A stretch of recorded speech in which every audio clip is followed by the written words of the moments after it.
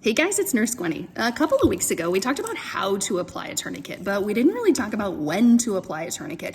Of course, anytime there's any kind of deep laceration where we've got arterial bleeding that we can't control with well-aimed direct pressure. But how many of you have ever taken care of a patient with a traumatic amputation? I've seen several in my years as a flight nurse, and one thing that I've seen in every single one of those cases is they don't bleed right away. Well, why is that? Their entire arm or leg got ripped off.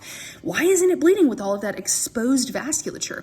Well, that's because when these patients incur these injuries, their body has this massive sympathetic dump. They go into fight or flight, and part of that is their body dumps a bunch of epinephrine into their system, trying to prepare these patients to fight or flight the danger.